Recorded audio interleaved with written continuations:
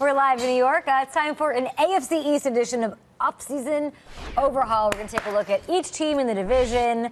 We each picked one. And, you know, what have they done? Who have they added? Who have they traded? What do they need to do in the draft? And let's start with the Super Bowl champs, guys. I'll go. Not, okay? Hey, I'll go. Do the whole segment. Just do the whole thing. Yeah. That's what this is. 3 trades. Lost Martellus Bennett, right? So let's take a look, right? Let's just look at what they did. They've been very active. They lose Marty B, Chris Long, Logan Ryan. Oh, they could still get a deal done with Butler. Let's leave that out of this. 3 trades.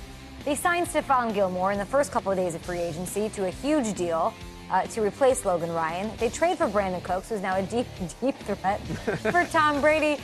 It's not even fair. Yeah, they also got LeBron and Mike Trout. I legitimately cannot. We can take the screen away. Who cares? Get it out of here. It's not even fair. I can't even joke and be like, this is what they need to do in the draft and whatever. I mean, LeGarrette Blount now, it looks like he will probably be back. Or maybe he won't. 8 straight AFC East titles. He's not. All right. You know, I feel like every 7 straight seasons with 12 or more wins. Yeah. Good luck, AFC East. What do you got? Every offseason we say, why don't they get somebody to help Brady? You know, why don't they give him another weapon? And then Brandon Cooks. I mean, that's a huge. And they traded for Dwayne Allen. And by the way, they won the Super Bowl without Gronk last year. Yeah. What? Okay, well, we were talking about. And they have a ton of cap space. Imagine that offensive front. What do you come out with that first drive? Who knows? Do you go Hogan? Do you go Edelman? And do you go Dwayne Allen? Or do you say meeny, miny, mo? We go Cooks. We're gonna go Burkhead. We're gonna go Gronk. In there. Gronk is back.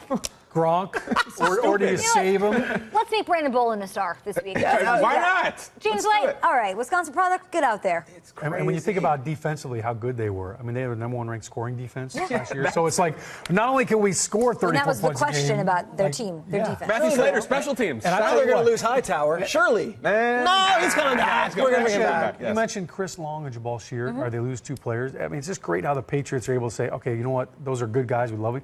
We traded for Coney Ealy.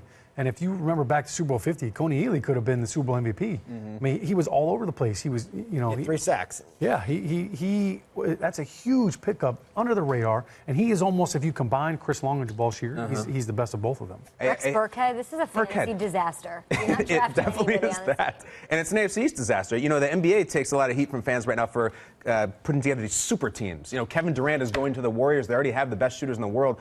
New England is the closest thing we have to a super team. But it's not superstars. It's just perfect pieces. The one thing that I love the most about this offseason is that they didn't trade Garoppolo. And I don't think they are going to trade Garoppolo. Right. So what they held their water. What they're telling the rest of the league is, you guys build for 2018. You guys build for 20. We're good. We're going to win for 2017, and we're paying him $1 million. And guess what? Next year, we could franchise him again and do this whole thing again. So the Patriots are loaded, and they're not only loaded on the front lines, they have depth.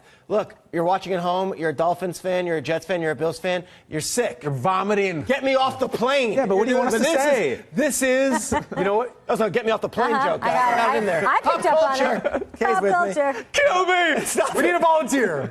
Anyone? But, kill me.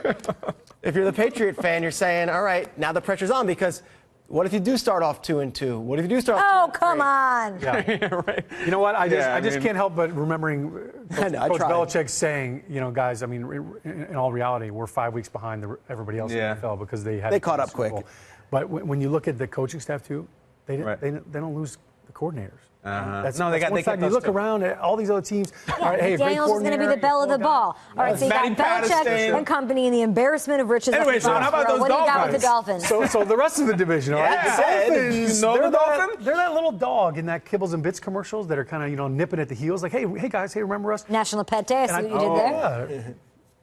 I think Adam Gase is onto something here. All right, look what he did with this team. 10-6. All right.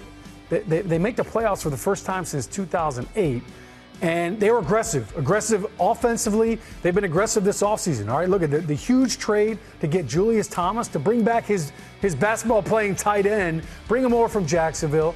All right, they also acquired William Hayes and Lawrence Timmons. Lawrence Timmons, to me, was a huge defensive sign for that defense. Now he's a downhill thumper at linebacker. He's on the field all 3 downs. He's not coming off. They traded Brandon Albert. Now, they got a little something for him, but when you draft Laramie Tunsil as high as they did last year in the first round, this was inevitable. So they made some great moves. They re-signed Kenny Stills, who's their big play guy. He had 6 catches, 6 touchdown catches over 25 yards. So they've got their home run guy. I'm looking at this offense and I'm saying, all right, Jay Ajayi, he burst onto the scene last year, rusher for 200 yards, all over the place. You've added Julius Thomas, who now in the red zone. When I look back at his numbers under Adam Gase when he was in Denver, Gotta 24 touchdowns in 2 seasons. 11 games the last 2 years. It's been phenomenal, and 17 of those touchdowns were in the red zone. So now all of a sudden, Ryan Tannehill, hey, look, he's struggled in the red zone his entire career, but now he's got this big target, and Julius Thomas is finally going to be used right. Adam Gase loves this formation, all right? Trips formation, trips right. I got 3 wide receivers to the right. I put my tight end to the left. Now he's one-on-one.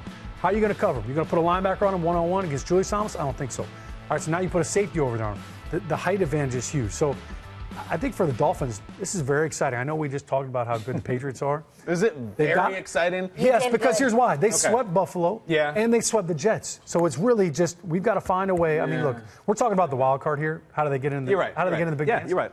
But if you're Miami Dolphins fans, you're saying fins up right now. You're fired up. We love Gase. What do we got, Peter? We love Gase. I don't know if we love the Bills. I don't know if we love what the Bills did. The thing I did like, they got a new coach, Sean McDermott, new culture, everything there. But I love it. Definitely maybe. Definitely maybe. And they re-signed Tyrod Taylor. And to me, the most exciting thing was bringing back Lorenzo Alexander as well, who had a wonderful season. But those are some big losses when you're talking about Stephon Gilmore and Robert Woods and Goodwin, who were young receivers who you put a lot of time into to develop, and now they're going to go to San Francisco and Los Angeles. Zach Brown was a really good player for them last year. He signed somewhere else. So Micah Hyde is an addition you like on the defensive end, but to me, 2 different fullbacks, more or less, Mike Tolbert and Patrick DeMarco, makes me wonder what Dennison's doing on offense and what their thoughts are. But they're not OWs? They're not OWs. I don't think they're Kyle Juszczyk. I think Kyle Juszczyk, those guys are true. DeMarco could play. It's an exclusive club, though. DeMarco was that guy in Kyle Shanahan's offense, but I'm looking at what Dennison's going to do on offense because you now committed to Tyrod Taylor. I'm still not certain they're not taking a quarterback at 10 overall, even if they gave Taylor a big deal because there's loopholes in that contract even still. Wide receiver, Andre Holmes, Jeremy Butler, going with Sammy Watkins. I just don't know how they have the offensive firepower. The defense is good, and they're going to get back Ragland and Lawson this year, but the offensive firepower and what scheme they're going to run, curious to see how they're going to match last year and even the year before that's output. Well, you said offensive firepower. That brings me to the Jets, right? And, Kay, you also, when you ended your Patriots, you said, what do you got? Well, let's show what the Jets have done. I'll tell you what we got. We got Chandler Catanzaro, a new kicker, the guy who had trouble making extra points in a closed stadium. I'm sure to go fine in MetLife. Listen, it's not real pretty. I would like to pull up segments when the Jets started overhauling in the offseason, but they've been overhauling longer than this network has been around. There's been some overhauls with the Jets. Vinny, Chad, Brooks Bollinger, Chad again. Quincy Carter was starting games for the Jets. Favre, Sanchez, Geno, Fitzmagic, you know how it goes. And now we have this bizarre quarterback thing where we spend a second-round pick on Christian Hackenberg. And everyone says he's great. Buster Screen comes on. He's really good. He's got all the talent. Brandon Marshall says he's incredible in practice. And they haven't played him. He has not thrown a single NFL pass. And here we are thinking they may draft another quarterback. I hate this. Release the Hacken. Let's see if this guy can play. A second-round pick, and you're not even going to see if he can play in the game before you do Mitchell Trubisky or something? He's going to have a chance. He better have a chance, Peter. And listen, I feel this way. I want to wait till next year. Let this be the Hackenberg year with cameos by Petty. Go get a guy this year, maybe an O.J. Howard, or maybe the guy I want every team to take, Mr. Reuben Foster. Ooh. Roll the Reuben Foster splatter highlights. Love this guy. Everybody loves some guys. If you watch these highlights, he's also being recruited by airline security to work. And right, absolutely. He's just don't ask him to get an MRI. No. Watch this guy get reaccommodated. Bam, right outside. There we go. I want them to take Reuben Foster or O.J. Howard. Let this be the year of the Hacken. Come back next year. It's a strong quarterback here. They have not had success with overhauling for years. O.J. Howard to the Jets would be a waste of talent. You got to at least try the Hacken. All right, Fournette's on the board at 6. Do you go there? Yes. Yeah? Yes.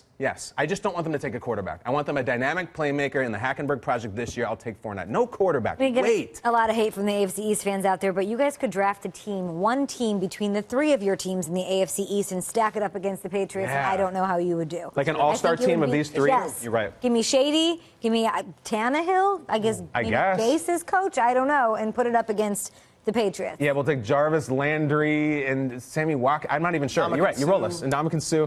Sounds like we got nothing. Sounds like a good offseason. Sweet division. I'll tell you what, if I'm up 28-3, I'm going to run the ball. No, yeah, I see that. Kyle Shanahan was not expecting that one. He's got it, though. Off-season overhaul piece on the AFC East. You can head on over to NFL.com/offseason overhaul for a complete breakdown of that division.